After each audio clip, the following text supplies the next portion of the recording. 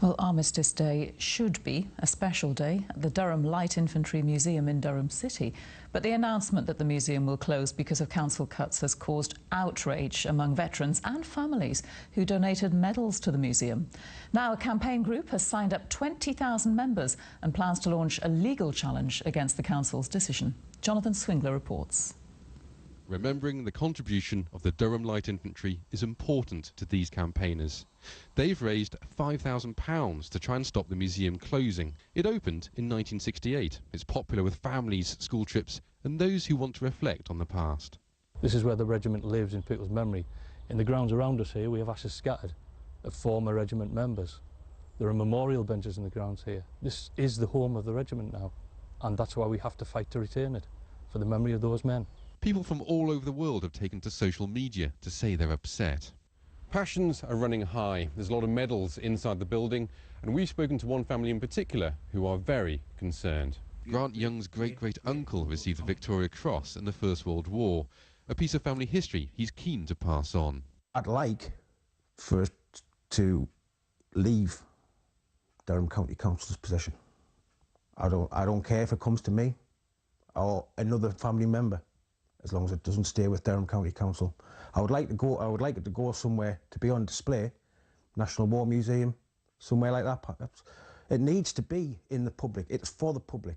The council say some items will go on display in what they describe as a semi-permanent 5-year exhibition in the centre of Durham. By placing it up on Palace Green, that's access to about 600,000 people. It's up by the cathedral where the DLI window is, the memorial is there. It's by the marketplace where the new statue is there. So it is a chance for people to come to Durham, some who know about the DLI before they arrive, but some who don't. So it's a chance to get that story out there and get it told better to more people. The rest of the collection will go here, to this site on the outskirts of Spennymoor. The local authorities say if people have a particular need to view an item, they can ask to see it. But one veteran isn't happy. Last weekend, Charles Eagles received the French Légion d'honneur medal. He saved one officer's life, carrying him to safety while under heavy machine gun fire. He said he had this message for the council. Well, I've given you what I can.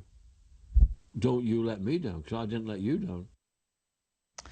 Oh, well, Jonathan joins me now. Jonathan, the County Council will save £500,000 by closing the museum. Coincidentally, that's the same amount it'll spend on the Lumiere Light Festival, which starts in Durham. What do they say about that? Well, the council say it's a different pot of money. It can't be used on the museum. Their argument is that only 40,000 people visited the museum last year, and so their argument basically is it's just not financially viable. Now, the museum does stand on a very desirable site, so is there any prospect of this being sold off to a developer? A lot of people have been raising their fears that it could be used for housing. Here's what the council say about that. The site itself, obviously, it'll be declared surplus by the museum side of it, and then the rest of the council will look out to see if we can make a use of it. So that'll be discussed over the next couple of years. Is it going to be used for housing? No, it can't be used for housing. It's on the edge of the grain belt. So is it just going to sit empty? No, like I said, we will explore it and take a look at it and see how we can best use it. So that's what they have to say. Meanwhile, the campaigners, as you can see, are very passionate. OK, Jonathan, thank you.